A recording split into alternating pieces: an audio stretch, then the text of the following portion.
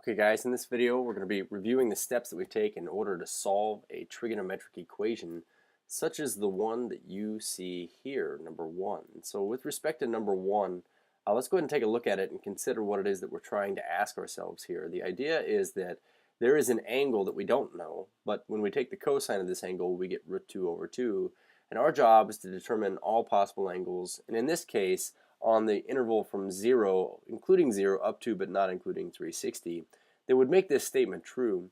And so for what it's worth, just to begin, talking about what this angle is given the ratio, we're kind of taking this idea of all of these trig ratios and trying to find the angles between 0 and 360 at which cosine happens to be root 2 over 2. And so keeping in mind that all of these points that we have on the exterior of the unit circle, the cosine values are represented by the x values. Really all we're doing is kind of looking around the outside and saying, working backwards, hey, if cosine's root 2 over 2, what angles would you have to be? And so in this particular case, because the solutions were asked for in degrees and between 0 and 360, we would say the two possible angles would be 45 degrees, right here where cosine's root 2 over 2, but also root 2 over 2 down here at a 315 degree angle.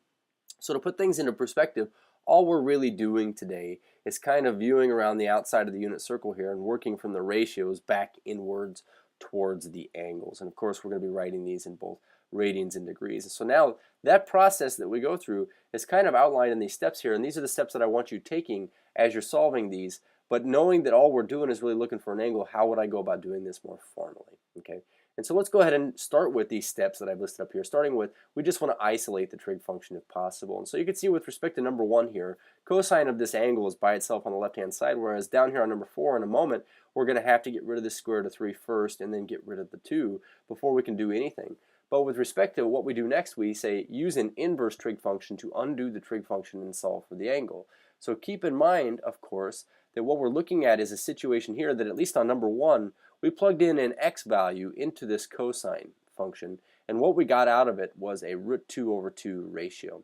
And so if the idea is to get from root 2 over 2 back over to x, then what we're going to have to use is cosine inverse to do this. And so the way we do this is we would say, well, I'm going to take the cosine inverse of everything on the left, which is cosine of x, but I also have to take the cosine inverse of everything on the right, which is root 2 over 2.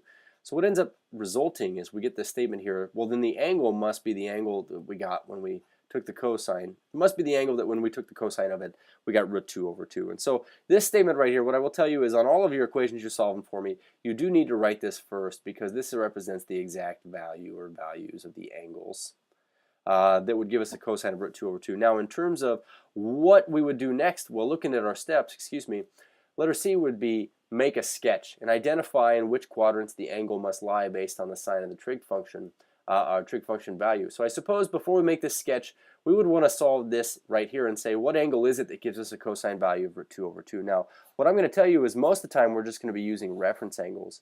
And so we can have this copy of our unit circle next to us, but most of the time we don't have it. What I would tell you then is this little sketch that I'm making here is going to be really useful when it comes to solving these equations. We're going to put in our cosine and our sine values out here for our 30, 45, and 60. So recall that all of these values that we see here, at least for 30, 45, and 60, our values of sine and cosine are all over 2. And for our cosine values, they start up here, 1, root 2, root 3. And then our sine values start down here, 1, root 2, root 3. So just to begin here, what I want to point out is that in order for cosine to be root 2 over 2 at all, we would have to have a 45 degree reference angle. So with respect to making a sketch here, essentially what we're doing, we're going to use the fact that cosine is positive and the fact that we have a 45 degree reference angle to tell us that if cosine's positive, then we either have to be in quadrants 1 or 4, and it had to make a 45 degree angle with the x-axis. And so both of these right here we could say are 45 degrees. Now keep in mind what we're looking for are the angles in standard position. And so what would these angles be? This is where we actually take the time to say, okay, well if we know they terminated here or here and made a 45 with the x-axis, what would these angles have been had I gone all the way around? And so this one right here would definitely be a 45 degree angle, but when we look at this down here, we would say this would be 45 degrees short of 360. That would make this the 315 that you see on your unit circle. And so the one thing that I want to kind of point out here is this. We would say that if x equals cosine inverse of root 2 over 2, and we start with this equation, then we would say our angles are both 45 degrees and 315 degrees. So in terms of the other steps up here, D was identify the reference angle based upon our expression in part 2. We were able to identify the reference angle is 45 degrees. It says fill in your reference angles on your sketch if applicable, and then determine which angles between 0 and 360 or between 0 and 2 pi satisfy the conditions in our sketch. And so that's what we did. We knew where it had to terminate. We knew what the reference angle was, and so we were able to work backwards to figure out what the actual angles are. That's the process we're going to use all the time. You might ask yourself, well, why would I go through all that trouble when I could just look at the unit circle and say it's here and here, it's at a 45 and a 315? And so to answer your question, you're absolutely right. We could just go look at the unit circle and determine it from there. But we're not going to have that available to us when we're doing this on our own. And so let's take a look at another instance where we might do this the longer way first without the unit circle in front of us, but then go check ourselves against the unit circle, which I would allow you to do when you're going through these exercises. So number 4. It says this time, use the steps outlined above to find the solutions to the following equations. It says list in radians the solutions on the interval from 0 to 2 pi. So kind of similar to before, except for now I want your solutions to be in radians. And so looking at this, step 1 is always, if we can, isolate the trig function. So the first thing I'm going to do is I'm going to subtract the square root of 3 from both sides. And so we get 2 cosine of x equals negative the square root of 3. And then we're going to divide both sides here by 2. So if I divide this by 2 and I divide this by 2, I get this statement cosine x equals negative root 3 over 2. Now our idea here is that if I know the ratio, we work backwards by using the inverse trig function. I always allow students right off the bat to go ahead and write it this way without having to say that you're taking the cosine inverse of both sides. But essentially what we're going to get is this. We get the cosine inverse of negative root 3 over 2. It's going to be where all of our angles lie. So the very first thing I'm going to do is this. Now that I've got this statement, I'm going to part C, make a sketch and identify in which quadrants the angle must lie based on the sign of the trig function value. We had a cosine value that was negative, or that is negative. And so in terms of our sketch here, we're just going to basically say that if cosine is negative, then we would have to be in quadrants 2 or 3.